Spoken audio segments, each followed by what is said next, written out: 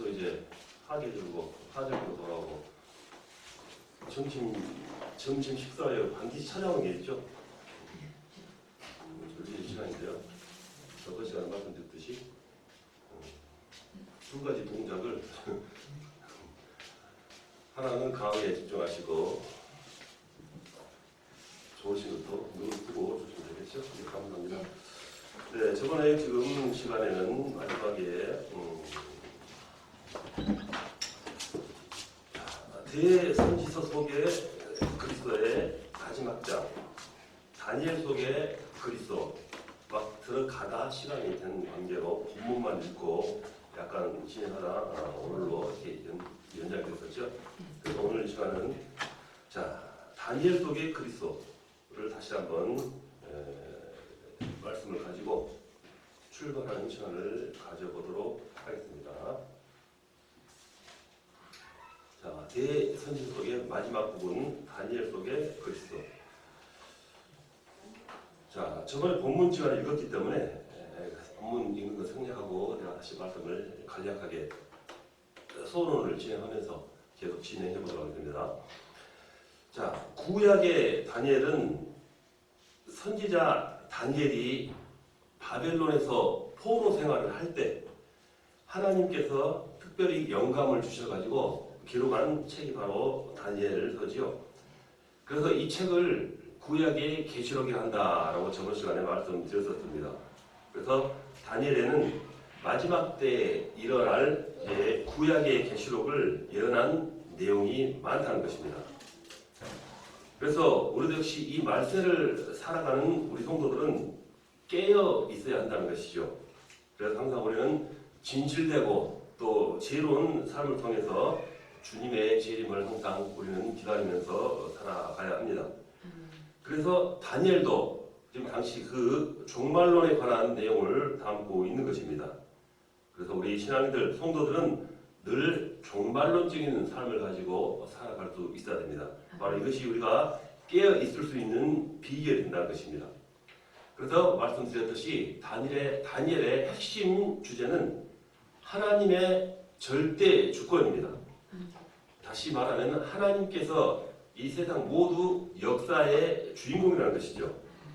그래서 언제나 역사하시는 하나님이 온 세계를 그리고 온 우주 만물을 주관하고 계십니다. 사람이 대통령이 되고 말씀드렸듯이 또 권력을 가진 사람이 나라를 움직이는 것 같지만 사실은 그것이 아닙니다. 그 배후에는 반드시 하나님께서 역사하고 계시는 것입니다.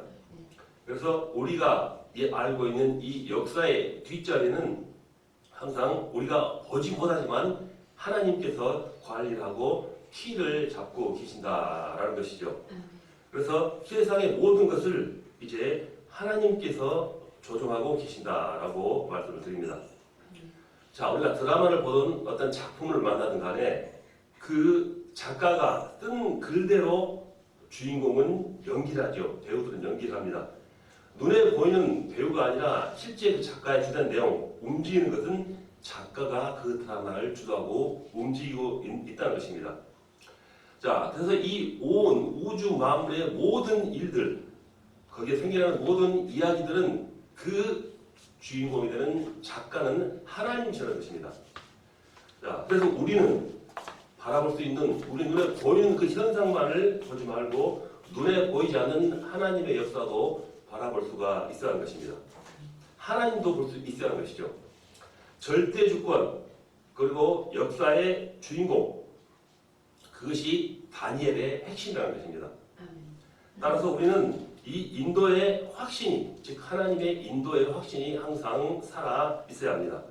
그래서 하나님이 나의 삶과 그리고 나의 모든 걸음걸음 하나하나를 하나님께서 인도하신다 하는 그 섭리를 우리는 붙잡고 살아가야 하는 것입니다. 그러면 어떤 문제와 어떤 사건 속에서도 우리는 원망할 것, 불평할 것이 하나도 없어진 것입니다. 알다시피 원래 주인공은 고생을 하고 힘들게 마련이지요. 그렇지만 결국에는 그를 통해서 행복한 결과를 맺게 보는 것을 우리는 찾아볼 수 있는 것입니다. 자, 그렇다면 이 다니엘서 속의 그리스도는 어떤 모습으로 나타나는가 하는 것이죠.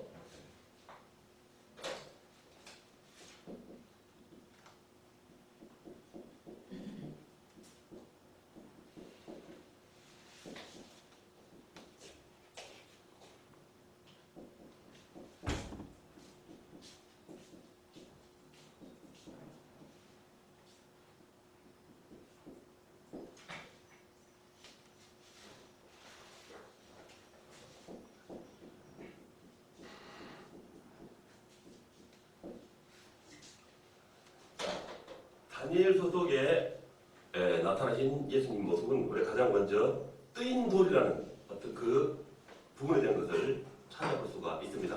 그 말씀 속에서 만날 수 있는 것이죠. 그건 바로 예수 그리스도라 하는 말씀인 것입니다.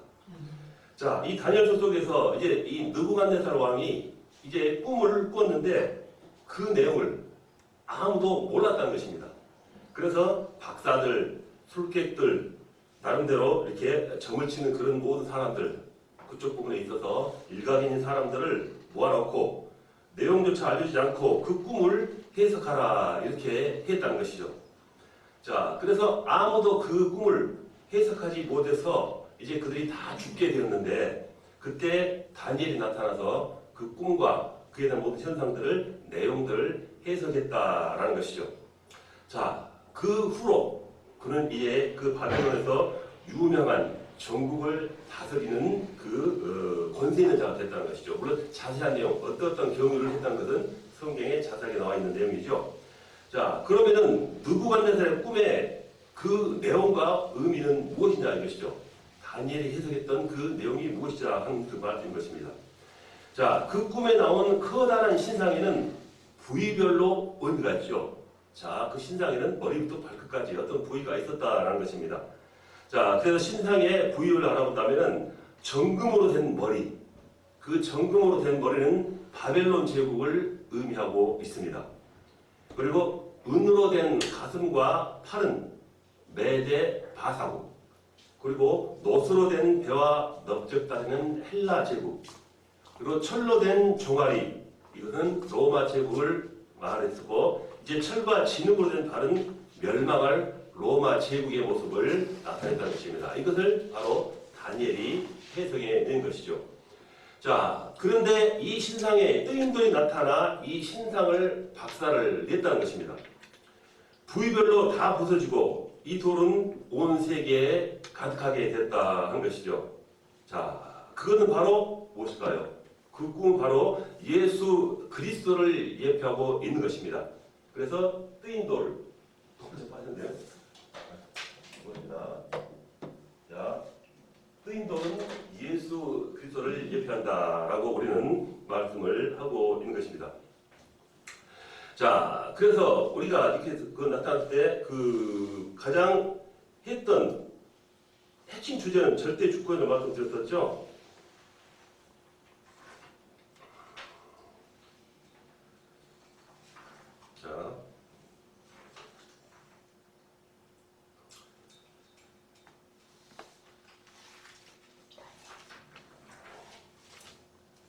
자, 그래서 이 모든 것을 해결했던 우리 바로 그 다니엘의 그 지혜와 그 하나님 주신 영감을 가지고서 그 당시에 그 어려웠던 그 상황을 해결해 나가는 지혜를 베풀 수 있었다는 것입니다.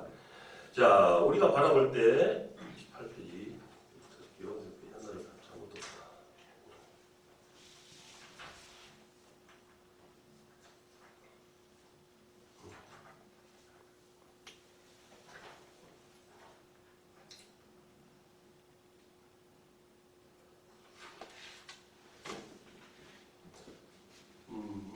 자, 그렇죠. 자, 또 문제 맞습니다. 다시 해볼게요. 여기서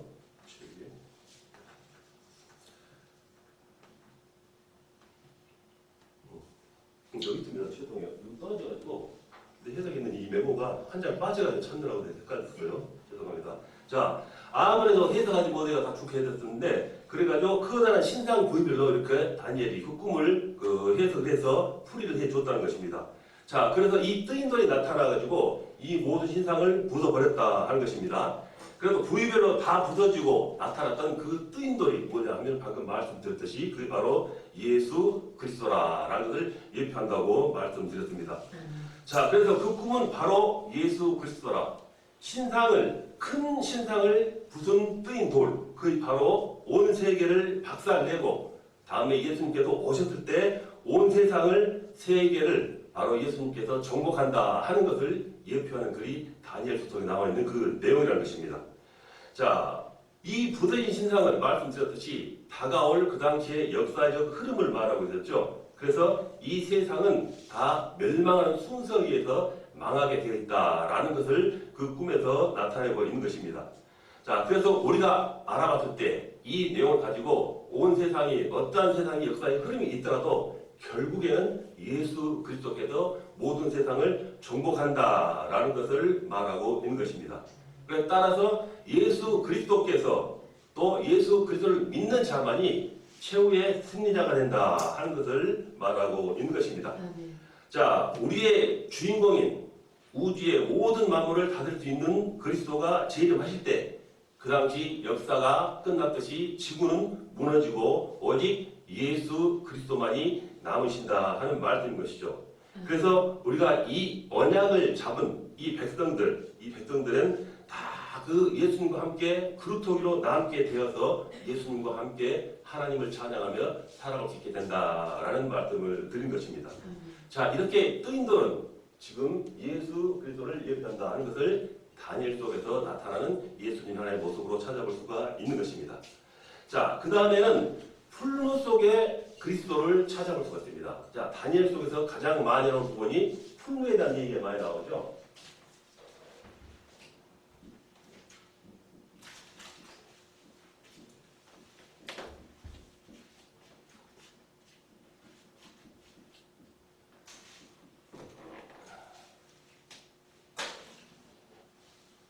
자, 풀무 속의 예수 그리스도. 자, 다니엘 세 친구가 있었죠. 사드락, 메삭, 아벳느고가 있습니다. 자, 이들은 왜 풀무 속에 들어가게 되었을까요? 자, 느부갓네살 왕이 만들어 놓은 그 신상에 절하라 이렇게 명령을 했는데 그 왕의 명령을 듣지 않고 거역한 것이죠. 즉 왕의 명령에 불복했기 때문이라는 것입니다.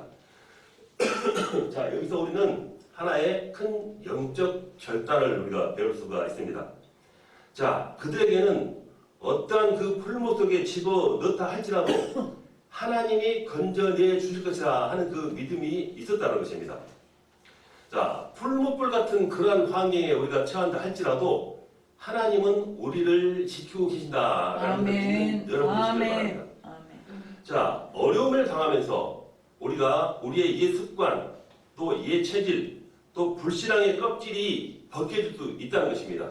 반드시 그 믿음을 통해서 이루어지는 것이죠. 아멘. 이것이 바로 하나님의 뜻인 것입니다.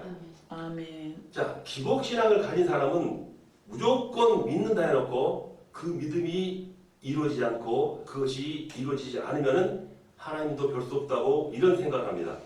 자, 이것은 신앙을 모든 것을 자기의 생각대로 이끌어가는 잘못 생각입니다. 그렇지만은 하나님의 뜻은 반드시 우리는 모르지만 분명히 그 뒤에 숨겨져 있는 것입니다. 아멘. 자, 그래서 사드락, 메삭, 이 아벳느고는 하나님을 믿으면서 한편으로는 어떻게 포기를 했을 수도 있습니다. 자, 하나님의 뜻이 만약에 불에 들어가 죽는 것이라면 죽을 것이다 라고 생각했다는 것입니다.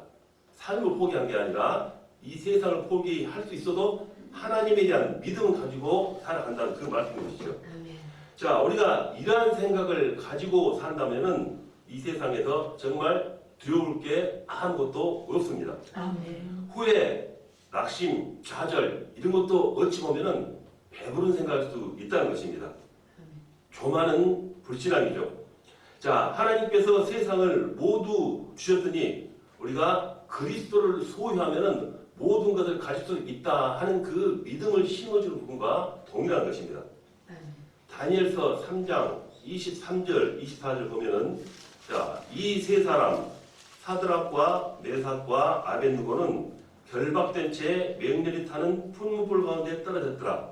그때 느부갓네살 왕이 놀라 급히 일어나서 모사들에게 물어 이르되 우리가 결박하여 불 가운데 던진 자는 세 사람이 아니었더냐 하니 그들이 왕에게 대답하여 이르되 왕이여 옳소이다 하더라. 이렇게 말씀을 하고 있습니다.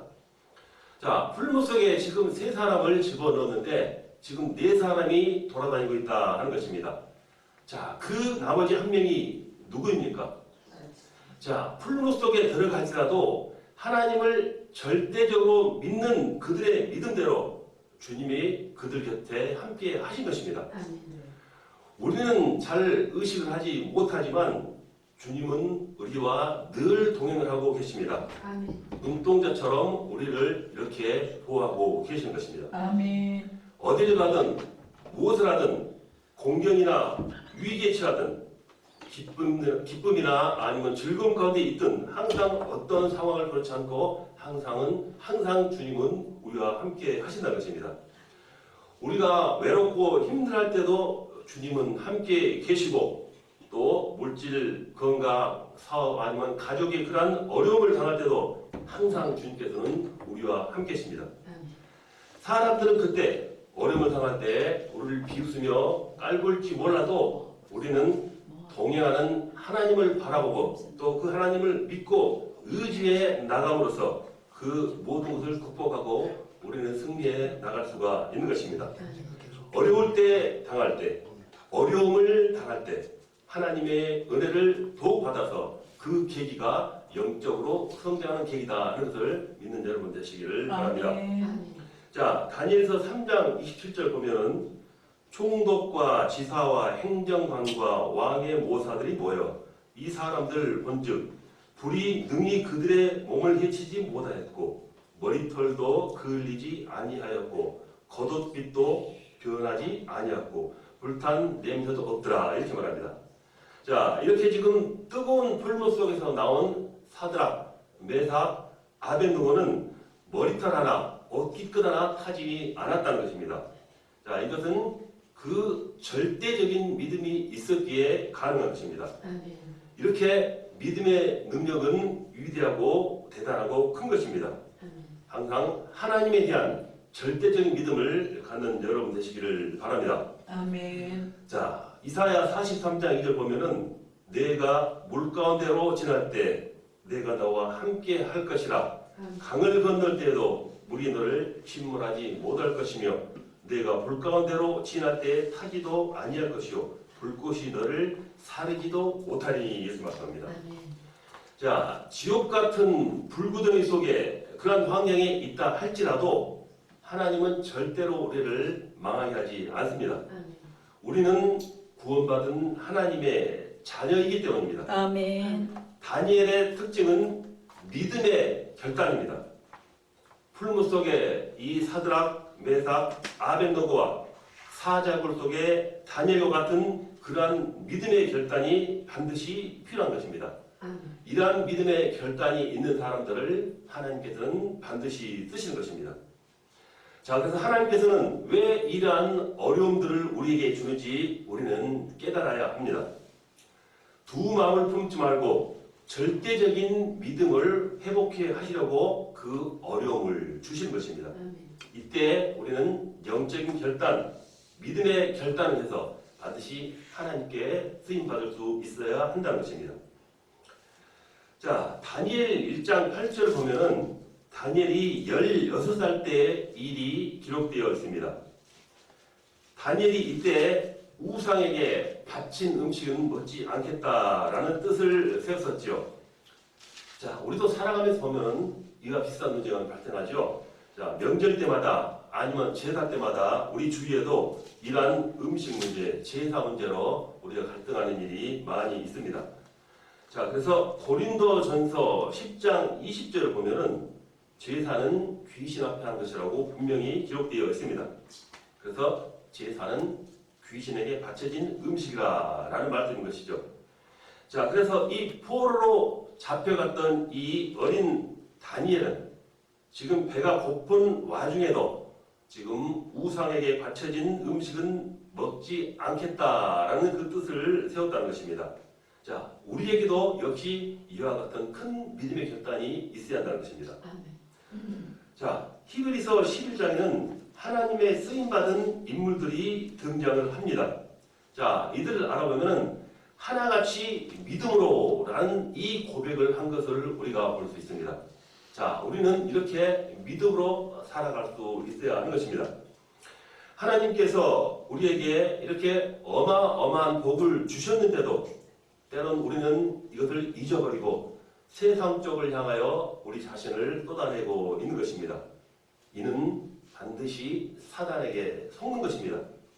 하나님의 자녀라는 신분이 참 정말로 진정하고 크고 감사한 복임을 깨닫기를 바랍니다. 아멘. 자, 그렇다면 이 다니엘의 세 친구의 믿음의 결단 후에 이들은 과연 어떻게 되었을까요? 다니엘서 3장 30절 왕이 드디어 사드락과 메삭과 아벤누고를 바벨론 지방에서 더욱 높이니라 이렇게 말하고 있는 것입니다. 자, 하나님께서는 믿음의 결단을 한 사람, 하나님의 능력을 믿는 사람을 높이십니다. 다니엘이 결국 다리오와 고레스 두 왕을 걸쳐가지고 두 시대 왕을 걸쳐서 형통하게 되었다 하는 그 다니엘의 환경을 말하고 있는 것입니다.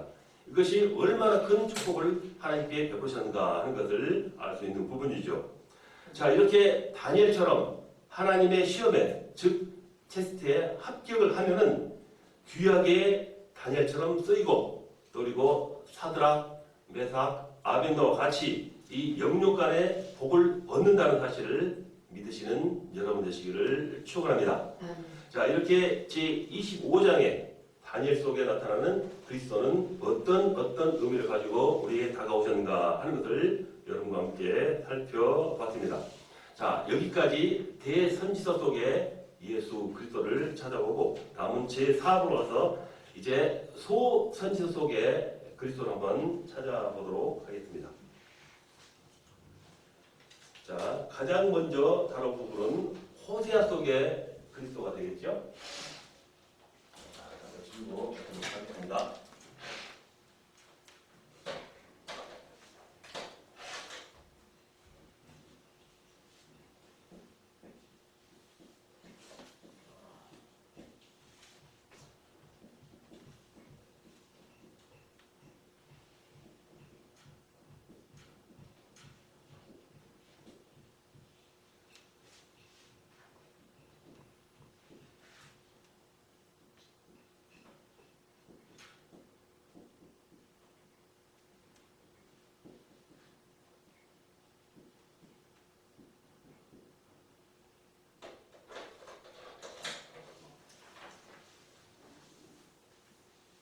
자, 호세아 6장 1절로 3절 말씀 한번 같이 볼까요? 그 말씀을 찾아보겠습니다. 호세아 6장 1절로 3절 말씀. 6장 1절 제가 읽겠습니다. 오라, 우리가 여호와께로 돌아가자. 여호와께서 우리를 찢으셨으나 도로 낫게 하실 것이요 우리를 치셨으나 싸매어 주실 것입니다. 여호와께서 이틀 후에 우리를 살리시며 셋째 날에 우리를 일으키시리니 우리가 그의 앞에 살리라. 그러므로 우리가 여호와를 알자. 힘써 여호와를 알자. 그의 나타나심은 새벽빛같이 어김없나니 비와 같이 땅을 적시는 늦은 비와 같이 우리에게 임하시리라 하니라. 말씀합니다. 자, 이 호세아는 북이스라엘과 남유다로 나뉘어 있던 시절을 북이스라엘에서 사역했던 선지자이죠. 자, 이 호세아라는 이름은 우리가 익히 알듯이 예수, 이사야, 아니면 또 여호수아라는 등과 같이 그 말씀 속에 숨어있는 여호와는 구원이시다라는 그 뜻을 품고 있는 내용이죠. 호세아, 혹은 뭐 예수, 이사야, 여호수아 이런 내용과 동일한 뜻을 품은 여호와는 구원이시다라고 말씀을 하고 있습니다. 자, 이 호세아는 타락한 백성을 구원하신 하나님의 놀라운 사랑을 전달하는 그 사명을 감당했기 때문에 이 호세아는 사랑의 선지자라 하는 그 우리가 이름으로 또한 우리가 별칭으로 불리기도 합니다. 자, 때문에 신약의 요한복음 아니면 요한 일서처럼 그것과 더불어 이 호세아는 구약의 사랑의 장이라 이렇게 일컬어지고 있는 것입니다. 자, 사랑의 선지자. 자, 사명을 감당이 어떤 사명일까요? 하나님의 놀라운 사랑을 전달하는 사명, 즉 사랑의 선지자로 불리우는 별칭이라는 것입니다. 자, 방금 읽어드린 본문은 호세아의 결혼 생활에 대한 하나님의 메시지입니다. 하나님께서는 지금 음란한 아내 고멜과 신실한 남편 호세아 관계를 통해 가지고 지금 북이스라엘의 폐역과 지금 하나님의 사랑을 설명하고 있는 것입니다. 자, 하나님을 배신한 인간, 이 하나님을 배신한 인간에 대해서 하나님께서는 왜 이렇듯 버리시지 않고 애착을 갖고 계시는 것일까요? 그것은 바로 하나님께서 자기 형상대로 인간을 만드셨기 때문입니다. 우주와 사람을 만드신 하나님은 보시기에 좋았다라고 분명히 말씀하셨습니다. 그런데 이스라엘 백성들이 지금 우상화를 숭배하면서 하나님을 배신하자 하나님께서는 안타까우실 수밖에 없는 것입니다. 오늘 본문을 통해서 우리는 하나님께서 나를 얼마나 사랑하시고 또 나를 향한 기대가 얼마나 큰지 깨닫는 여러분 되시기를 바랍니다. 자, 오늘 시간 호세아 속에 그리스도는 어떤 모습으로 우리에게 다가오셨을까요? 가장 먼저 예수 그리스도의 예표 호세아의 모습으로 다가오셨습니다. 아멘.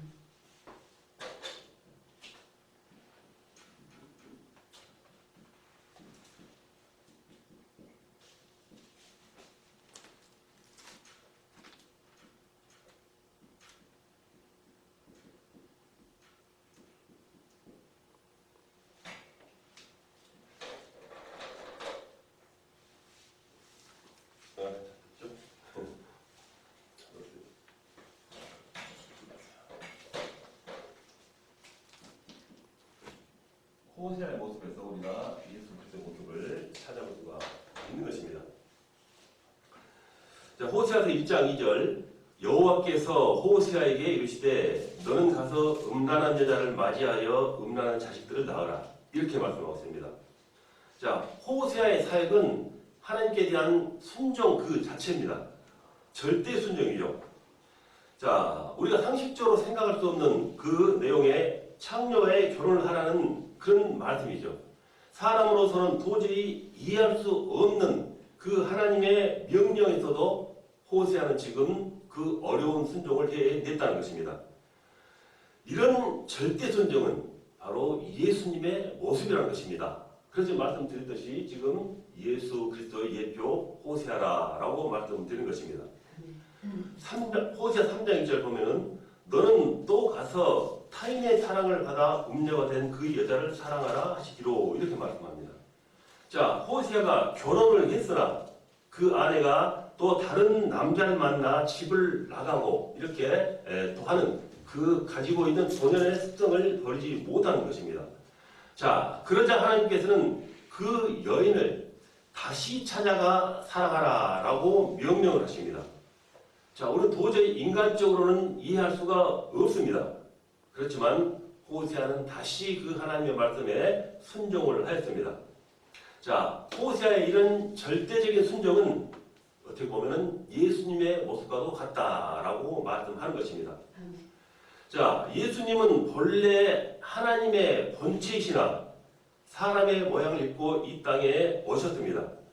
자, 그래서 육신의 옷을 입고 이 땅에 와서 십자가에 달려 돌아가시기까지 하신 그 어려운 뭐랄까요, 삶의 환경 속에 친히 오셔서 순종함으로 그 일을 감당해 내셨다는 것입니다. 자, 그러면은 호세아가 하나님의 절대적인 사랑을 어떤 방법으로 실천했을까요? 자, 그는 음란한 아내 고멜을 계속 용서했습니다. 고멜이 낳은 둘째, 셋째 아이는 호세아의 자식이 아니었습니다.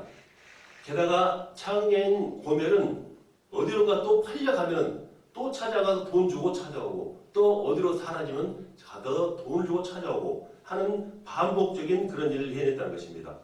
자, 그럼에도 불구하고 이 호세아는 지금 고멜을 자신의 아내로 받아들였다는 것입니다. 하나님의 명령이기 때문에 그대로 순종한 것입니다. 자, 우리는 창세기 3장의 영적, 육적 문제 속에 살고 있습니다.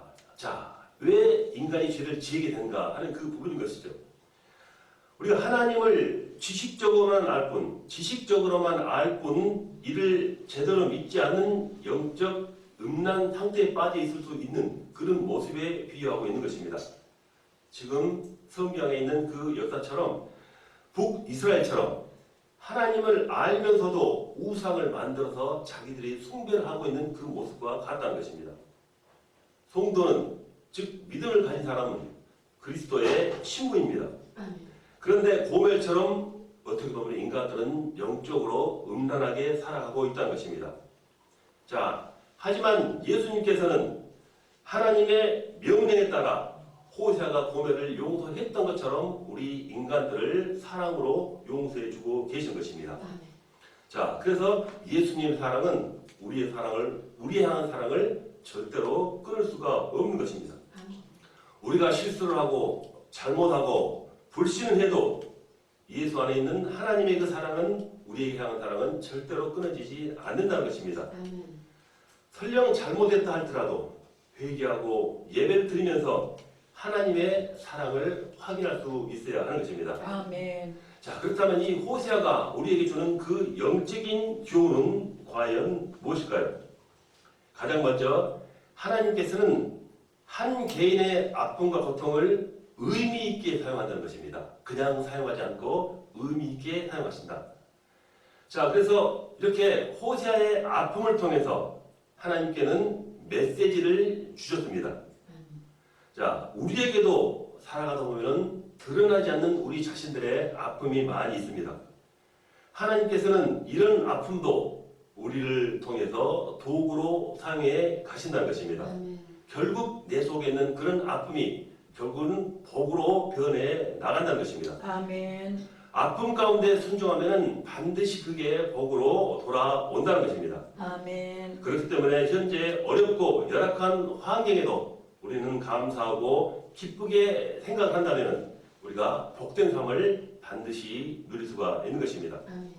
그래서 하나님께서 우리의 영원 구원을 위해서 엄청난 대가를 치르신 그러한 육신적인 것에 관해서도 그 영원 구원에 관해서도 하나님께서 크신 관심을 가지고 있기 때문에 우리를 향해서 반드시 하나님께서는 끊을 수 없는 사랑으로서 우리를 향해서 항상 보살펴 주시고 인도해 주심을 믿으시기 바랍니다. 자, 의미 있게 사용했다고 그랬는데 이번에는 영혼을 향한 하나님의 사랑이 내 것이 되어야 합니다. 그 귀중하고 아름다운 하나님의 사랑이 남의 것이 아닌 그저 밖에 있는 것이 아닌 나의 것이 되어야 한다라는 말씀이죠. 자, 지금 고멜에게 반복되었던 것은 지금 계속 영적인 것입니다. 영적인 문제는 스스로 해결할 수가 없습니다. 그렇기 때문에 호세아가 했던 것처럼 그와 마찬가지로 먼저 우리가 영적인 사실을 먼저 깨우치고 전달할 수 있어야 한다는 것입니다. 아멘. 자, 그래서 우리는 이러한 메시지를 가지고 말씀을 가지고 복음을 전해서 불신 영혼들을 구원해 나가야 하는 것입니다. 아멘. 자, 현재 우리가 살고 있는 이 창세기 3장의 현장은 마치 고멜과 같이 영적인 사실을 모르고 살아가는 그러한 사람들의 대다수의 세상이라고 생각하는 것입니다. 그래서 호세아처럼 예수님처럼 그들을 향해 불쌍한 마음을 가지고서 복음 전파를 한다는 것입니다. 우리는 하나님께서 받은 아가페 사랑을 반드시 기억을 해야 됩니다. 그리고 희생하고 헌신하면서 그들을 반드시 구원해내는 것이 우리가 그리스도의 사랑을 실천해내는 것입니다. 아멘. 자, 그래서 이러한 사랑은 반드시 우리 신앙생활의 중심이 되고 반석 같은데 믿음 안에서 복음 전대에 앞장서 나갈 수 있는 크나큰 밑거름이 되어야 한다는 것을 말씀을 드리고 있는 것입니다. 아멘. 자, 이렇게 호세아 속에 그리스도는 또 어떤 모습으로 우리에게 다가오셨을까요? 두 번째는 부활의 예수 그리스도의 모습을 찾아볼 수가 있습니다.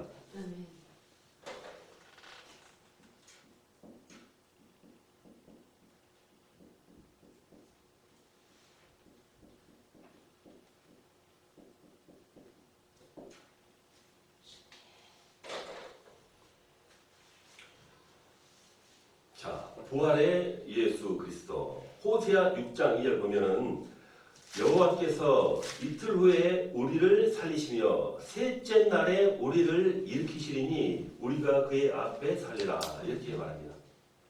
자, 셋째 날은 예수 그리스도의 부활을 예언한 것입니다. 또한 우리를 일으키시니 라는 이 말은 성도의 부활을 말하고 있습니다. 아멘. 자, 예수님께서는 왜 부활하셨을까요? 자, 예수님께서는 우리에게 지금 우리가 다루고 있는 이 부활 신앙을 주시기 위해서 육신의 몸을 입고 오셔서 고초를 겪다가 죽으시고 부활하셨답니다. 아멘. 자, 이러한 구속 사역은 우리의 믿음을 위한 것입니다. 부활 영생을 말하고 있는 것이죠. 아멘. 자, 그래서 예수님이 재림하실 때 모든 인간은 영생 부활 또는 영벌의 부활을 받게 됩니다. 자, 이러한 내용을 지금 하나님께서는 이 호세아를 통해 말씀하고 있는 것입니다. 아멘. 자, 우리에게 예수의 생명이 있다면 예수의 능력, 예수의 부활이 모든 것이 우리의 신앙이 되어서 지금 이 호세아를 통해서 주고 있는 하나님의 메시지가 우리 신앙에 전해져야 한다는 것입니다. 자, 호세아서 6장 1절 3절 보면은 오라 우리가 여호와께로 돌아가자. 그리고 우리가 여호와를 알자. 힘써 여호와를 알자. 그냥 아는 것이 아니라 힘써 알자라고 또한 강조를 하고 있는 것입니다. 자, 이 호세아의 핵심 메시지는 우리가 지금 여호와를 알아야 한다라고 말씀을 하고 있습니다. 그래서 우리가 지금 공부하고 있는 것처럼 성경에 대해서 연구하고 성경 공부를 할 수 있어야 하는 것이죠. 자, 복음을 알고 우리가 그리스도를 알고 우리는 공부하고 훈련해 나가야 하는 것입니다. 그래서 방금 말씀드린 대로 여호와를 힘써 아는 것이 바로 우리의 힘이 되는 것입니다. 자, 그래서 성경을 보면은 하나님께서 어떤 사람에게 복을 주시고 어떻게 사용하는지를 우리가 알 수 있습니다. 자, 인생의 현장이라고 할까요? 영적 상황은 이 세상은 지금 대단히 피폐합니다. 하나님을 모르면 반드시 심판을 받게 되어 있죠. 그래서 예수 그리스도를 아는 그러한 열심으로 우리는 지금 멸망의 길로 가는 고멜과 같은 그런 불신 영혼들을 예수님의 복음을 통해서 그들의 생명을 살려내야 한다는 것입니다. 이것이 바로 하나님께서 우리를 향한 소원이며 하나님의 명령인 것입니다. 자, 그래서 이 호세아를 통해서 우리는 하나님의 사랑이 정말로 얼마나 큰가를 발견할 수가 있습니다. 어떤 잘못을 했더라도 그럼에도 불구하고 하나님께서는 우리를 사랑하십니다. 그래서 그 우리를 통해서 하나님은 또한 놀라운 계획을 성취해 나가시고 놀라운 계획을 이루어 나가신다는 것입니다. 아멘. 그렇기 때문에 우리를 지키고 반드시 보호해 주신다 하는 것이죠. 아멘. 자, 그래서 우리가 이렇게 부족하고 연약하지만 하나님은 절대로 우리를 포기하지 않으십니다. 아멘. 우리를 통해서 하나님의 사랑을 증거하도록 우리를 훈련시키고 우리를 사용하신다라는 것이죠. 그래서 우리가 하나님의 사랑을 체험하면 할수록 복음을 증거하게 되고 우리의 신앙을 회복할 수가 있게 되는 것입니다. 그래서 이를 통해서 많은 사람들에게 복음을 통해서 우리의 영향력을 나타내게 되고 그들을 살려낼 수 있게 되는 것입니다. 자, 그렇다면 우리는 어떤 마음으로 신앙생활을 해야 할까요? 그래서 항상 이렇게 회개하고 믿고 영적 싸움을 하는 이 신앙생활의 삼박제를 가지고 우리는 살아가야 하는 것입니다. 그래서 우리는 호세아처럼 이런 하나님의 놀라운 사랑과 은혜를 발견해서 우리의 또 이 세상을 향해서 또 주님의 복음을 위해서 이 세상을 다시 뒤바꾸어서 하나님의 나라로 바꿀 수 있는 그 크나큰 능력의 사명을 여러분께서는 잘 감당할 수 있어야 한다는 것입니다. 아멘. 자, 이렇게 제26장 호세아 속의 그리스도를 한번 여러분과 함께 살펴봤습니다. 자, 다음에는 제27장 요엘 속의 그리스도죠. 27장 요엘 속의 그리스도 한번 여러분과 함께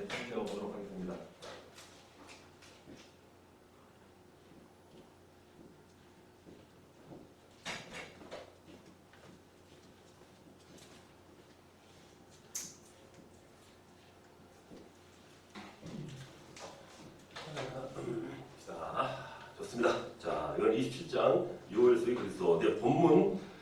자, 요엘서 2장 28절 잠깐 한번 내용을 살펴보도록 하겠습니다. 요엘서 2장 28절. 요엘서 2장 28절. 자, 제가 읽겠습니다.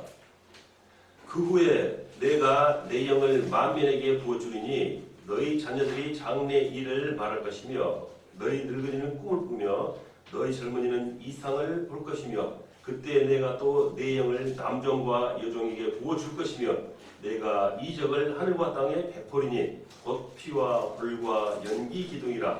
여호와의 크고 두려운 날이 이르기 전에 해가 어두워지고 달이 핏빛같이 변화되니와 누구든지 여호와의 이름을 부르는 자는 구원을 얻으리니 이는 나 여호와의 말대로 시온산과 예루살렘에서 피할 자가 있을 것이며 남은 자 중에 나 여호와의 부름을 받을 자가 있을 것이니라. 아멘. 아멘. 자, 지금 우리가 말씀한 이 요엘은 전형적인 예언서로 하나님께서 심판하신다 하는 그 심판의 메시지와 회복의 메시지가 이 요엘서 속에 포함되어 있습니다.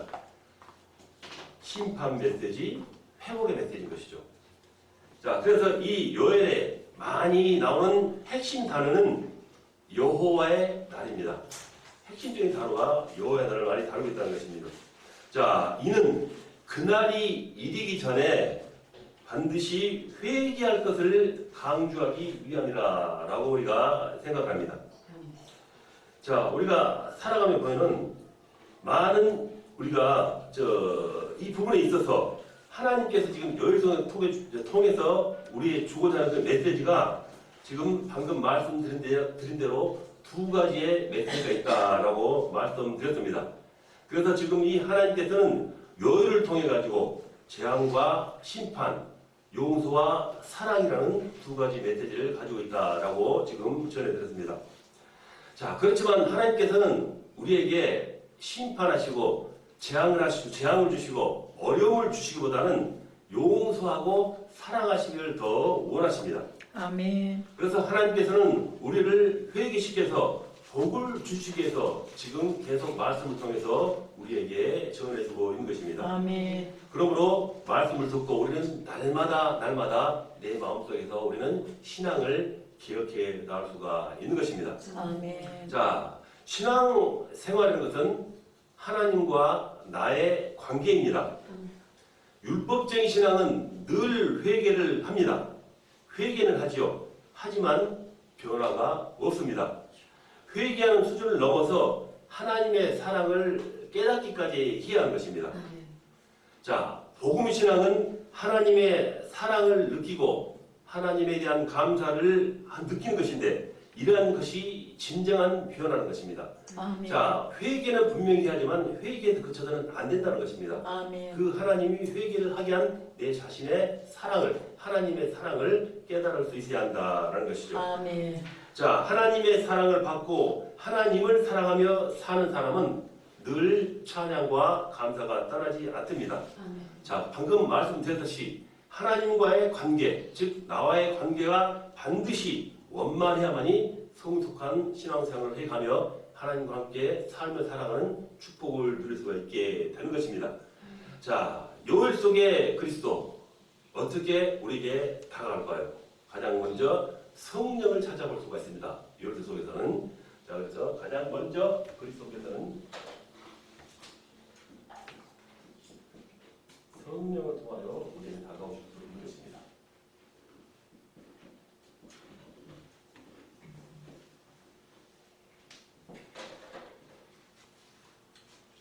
자, 시간이 되었습니다. 잠시 쉬었다가 이 이후에는 다시 두 번째 시간에 이어가도록 하겠습니다. 잠시 쉬겠습니다.